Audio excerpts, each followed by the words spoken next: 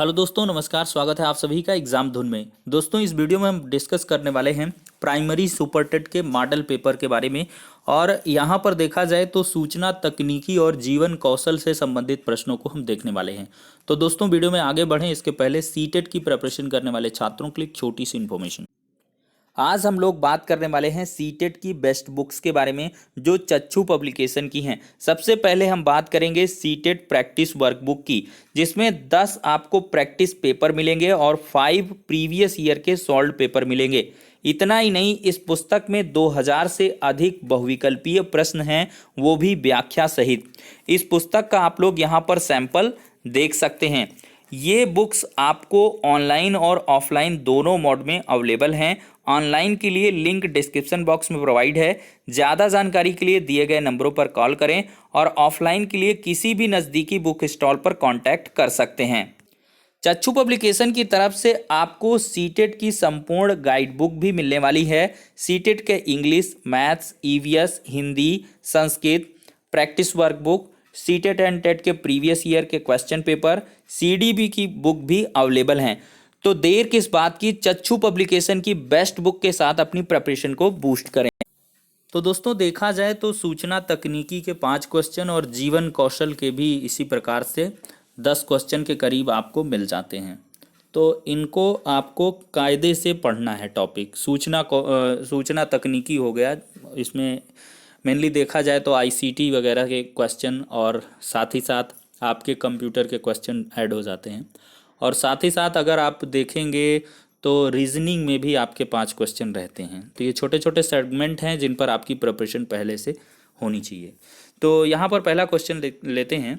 Computer से जुड़ा हुआ क्वेश्चन है, सीपीयू का कौन सा भाग कंप्यूटर घटकों की गतिविधियों का संचालन करता है। 136 नंबर है। इसका सही जवाब फटाफट आप बता सकते हैं। तो बस देखा जाए, कीबोर्ड देखा जाए, मेमोरी देखा जाए, तो ये सब मतलब नहीं रखते हैं। अगर कंप्यूटर घटकों की गतिविधियों की संचालन की बात करेंगे तो ये सीयू होता है, कंट्रोल यूनिट, यही इसका संचालन करता है। तो सीपीयू का कंट्रोल यूनिट पार्ट है, वो कंप्यूटर घटकों की गतिविधियों का संचालन करेगा। और कंप्यूटर का जो दिमाग है या मस्तिष्क जो कह लें कंप्यूटर का है, वो सीपीयू कहलाता है। और सीपीयू का फुल फॉर्म भी कई बार पूछता है, तो सेंट्रल प्रोसेसिंग यूनिट होता है। अगला क्वेश्चन लेते हैं, ईडीपी का पूरा नाम क्या है। ईडीपी तो देखा जाए तो इसका पूरा नाम है electronic data processing. Option number A correct हो जाएगा, इलेक्ट्रॉनिक डेटा प्रोसेसिंग। ये इसका ईडीपी का फुल फॉर्म है। अब कंप्यूटर को किस प्रकार की बुद्धि की संज्ञा दी गई है। तो कंप्यूटर को सजीव, निर्जीव, कृत्रिम या उपर्युक्त में से कोई नहीं। तो देखा जाए न सजीव बुद्धि है न निर्जीव है, ये एक कृत्रिम बुद्धि है। ठीक है, आर्टिफिशियल इंटेलिजेंस इसमें पाई जाती है। जिस प्रकार के आप कमांड दोगे कंप्यूटर उसी प्रकार का कार्य करेगा। तो ऐसे में इसमें कृत्रिम बुद्धि पाई जाती है। अगला क्वेश्चन है, शब्द, आवाज, चित्र इत्यादि कार्यों को अनुदित करना, जिसे लोग सिस्टम यूनिट प्रोसेस करने वाले प्रारूप में समझ सकते हैं, उसे किसके रूप में जाना जाता है। ये क्वेश्चन है और इसका सही जवाब है इनपुट डिवाइसेस। तो शब्द, आवाज, चित्र इत्यादि जो भी कार्य हैं उनको अनुदित करना, जिससे लोग सिस्टम यूनिट प्रोसेस करने वाले प्रारूपों में समझ सकते हैं, तो ये इनपुट डिवाइसेस के रूप में जाना जाता है। अगला क्वेश्चन है, कंप्यूटर की बुनियादी संरचना का विकास किसने किया था। तो देखा जाए तो कंप्यूटर की बुनियादी संरचना का जो विकास है वो चार्ल्स बेबेज ने किया था। अगला क्वेश्चन लेते हैं, बिट का विस्तृत रूप क्या है। बिट तो बिट का अगर हम विस्तृत रूप देखेंगे तो सही जवाब होगा बाइनरी डिजिट, बिट। और इसको हिंदी में द्विचर संख्या भी कहते हैं। बाइनरी डिजिट कंप्यूटर डेटा में सबसे छोटी इकाई होती है और इनका जो मान होता है 0 और 1 होता है। तो बाइनरी डिजिट 2 होती हैं, 0 और 1। ठीक है, अगला क्वेश्चन है, VLI का विस्तृत रूप क्या है। VLI तो इसका विस्तृत रूप है वर्चुअल लर्निंग एनवायरनमेंट। क्या है? Virtual learning environment. ठीक है।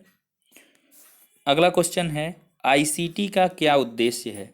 स्मार्ट स्कूलों की स्थापना करना, शिक्षकों की क्षमता बढ़ाना, ए और बी दोनों। तो देखा जाए दोनों सही है, तो यहाँ पर ऑप्शन नंबर सी करेक्ट हो जाएगा। आईसीटी शिक्षक द्वारा अधिक शिक्षार्थी केंद्रित ज्ञानार्जन हेतु वातावरण बनाने में मदद देने वाले उपकरण के रूप में देखा जा सकता है। इसका मुख्य उद्देश्य ही है स्मार्ट स्कूलों की स्थापना के साथ साथ शिक्षकों की क्षमता को बढ़ाना है। स्पैम क्या होता है? तो स्पैम हम देखें तो इसे आमतौर पर इलेक्ट्रॉनिक जंक मेल या जंक न्यूज़ ग्रुप पोस्टिंग माना जाता है। तो अवांछित संदेश जब से ईमेल का विकास हुआ तब से स्पैम एक समस्या बनी हुई है। तो अवांछित जो संदेश आपके भी मेल में आते होंगे, एडवर्टीजमेंट फर्जी, तो उनको आप अनसब्सक्राइब कर सकते हैं, इससे बाद में वो आपको परेशान नहीं करेंगे। तो यही स्पैम होते हैं। अगला है निम्नलिखित में से प्राइमरी मेमोरी कौन सी है? तो रीड ओनली मेमोरी जो होती है, रोम रीड ओनली मेमोरी, ये आपकी प्राइमरी मेमोरी होती है, अस्थाई मेमोरी कहते हैं। और इसको तैयार करते समय जो डेटा या प्रोग्राम डाले जाते हैं वो ख़त्म नहीं होते हैं।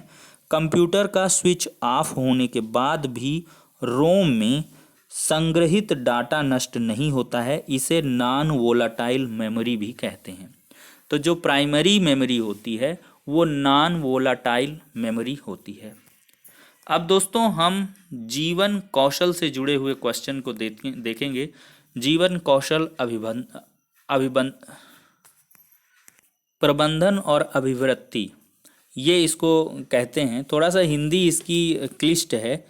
जीवन कौशल प्रबंधन और अभिवृत्ति, ये इसका पूरी तरीके से है। तो इसका 131 क्वेश्चन देखेंगे।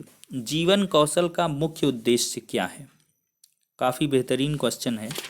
जीवन कौशल का मुख्य उद्देश्य अगर आप देखेंगे तो यहाँ पर दोस्तों आपको 4 विकल्प बने हुए हैं।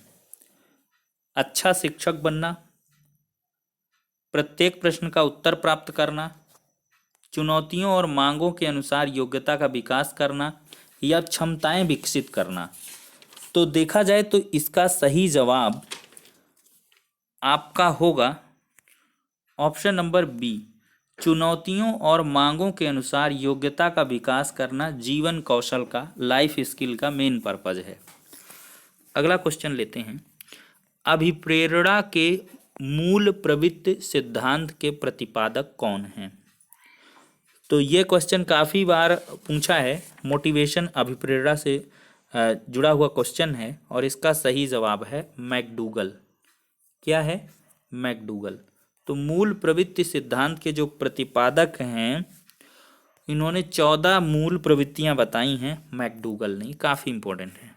सहानुभूति कौशल में व्यक्ति दूसरों की परेशानियों को समझता है, दूसरों को पसंद करता है, दूसरों की इच्छा अनुसार कार्य करता है, हमेशा भ्रम में रहता है।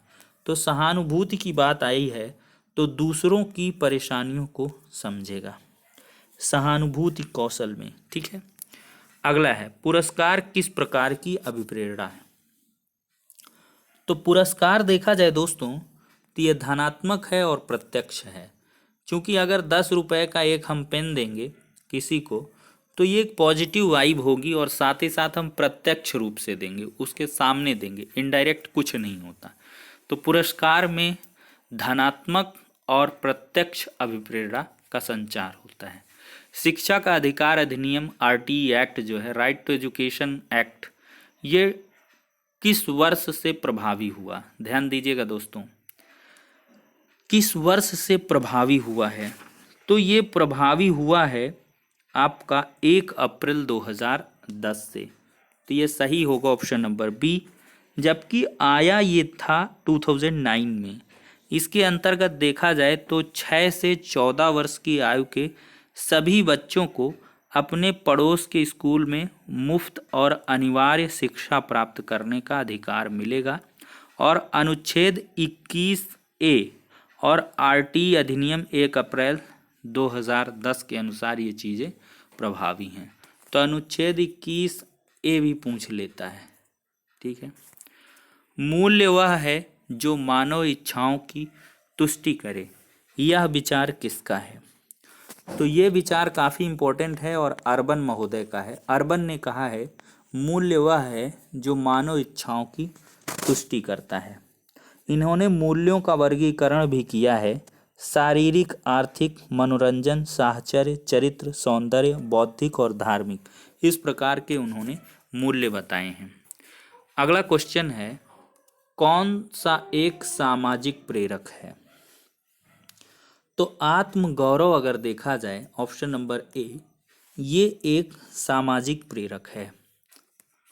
अगला क्वेश्चन लेते हैं, अलग ढंग से कार्य करने तथा नए तरीकों का इस्तेमाल करने की योग्यता क्या कहलाती है? आप अलग ढंग से कार्य कर रहे हैं, नए तरीकों का इस्तेमाल कर रहे हैं, तो ये सृजनात्मकता है, क्रिएटिविटी है। क्या है? क्रिएटिविटी। अगला है, व्यावसायिक निर्देशन का प्रयोग सर्वप्रथम किसने किया? तो व्यावसायिक निर्देशन का जो प्रयोग है पार्सन्स ने सबसे पहले किया था और इनकी जो रिपोर्ट थी वो 1908 ईस्वी में पब्लिश हुई थी। ठीक है। अगला है, एनसीईआरटी शैक्षिक संदर्भ में निम्नलिखित मूल्यों में से किसको स्वीकार किया है? तो यहाँ पर सफाई, सच्चाई, श्रम, समानता, सहयोग, इन सभी को एनसीईआरटी शैक्षिक संदर्भ में शामिल किया गया है। अब दोस्तों अगला क्वेश्चन लेते हैं, भारत में व्यावसायिक शिक्षा कब शुरू हुई? तो ये 1986 में शुरू हुई। ध्यान दीजिएगा, 1986 में व्यावसायिक शिक्षा, वोकेशनल एजुकेशन शुरू हुई। अभिप्रेरणा और अधिगम के बारे में निम्नलिखित में से कौन सा कथन सही है? ध्यान दीजिएगा, अभिप्रेरणा और अधिगम, तो इसके बारे में देखा जाए तो अधिगम केवल तभी प्रभावी होता है जब शिक्षार्थियों में भीतरी प्रेरणा हो, सीखने की अंतर्निहित इच्छा हो। यही विकल्प सही होगा। अगला है, विद्यार्थियों को दिए जाने वाले परामर्श की सर्वाधिक उपयोगिता कौन सी है? उनमें ज्ञान बढ़ता है, उनका कौशल बढ़ता है, उनमें आत्मविश्वास की अभिवृद्धि होती है, या वे दुनियादारी में सफल बन जाते हैं? तो इसका सही जवाब होगा उनमें आत्मविश्वास की अभिवृद्धि होती है। विद्यार्थियों को दिए जाने वाले परामर्श की सर्वाधिक उपयोगिता यही है। संवैधानिक प्रावधान क्या हैं? संविधान में नागरिकों के मौलिक अधिकार हैं, संविधान में शिक्षा संबंधी प्रावधान हैं, तो ये दोनों यहाँ पर सही हो जाएगा। अगला है, प्राथमिक विद्यालय शिक्षक को अपने शिक्षार्थियों को अभिप्रेरित करने के लिए कौन सी रणनीति को अपनाना चाहिए? तो यहाँ पर देखा जाए तो बच्चों को उनकी रुचियों के अनुसार अपने लक्ष्य निर्धारित करने और उन्हें पाने के लिए उद्यम में सहायता करना चाहिए। ये रणनीति अपनानी चाहिए। भारतीय संविधान कैसा है? तो ये दोस्तों लचीला भी है, कठोर भी है, दोनों का समन्वय है। 146 का सी ऑप्शन। कौन सा सीखने के लिए अधिकतम रूप से अभिप्रेरित करता है? तो इसमें सही जवाब होगा लक्ष्यों को प्राप्त करने में व्यक्तिगत संतुष्टि। अगला है, शिक्षार्थी तब तक नहीं सीखते हैं जब तक उन्हें शिक्षा के सामाजिक उद्देश्यों की आवश्यकता के अनुरूप न पढ़ाया जाए, या उन्हें यह पता ना हो कि जो तथ्य उन्हें पढ़ाए गए हैं निकट भविष्य में उनका परीक्षण किया जाएगा, या वो सीखने के लिए तैयार ना हो, या दैनिक आधार पर घर में उनके माता पिता विद्यालय में उनके सीखने के बारे में नहीं पूछेंगे। तो इसका सही जवाब होगा शिक्षार्थी तब तक नहीं सीख सकते जब तक कि वो सीखने के लिए तैयार न हो। सबसे अहम और ख़ास बात यही है भाई, जब कोई सीखने के लिए तैयार होगा तभी उसको सिखाया जा सकता है।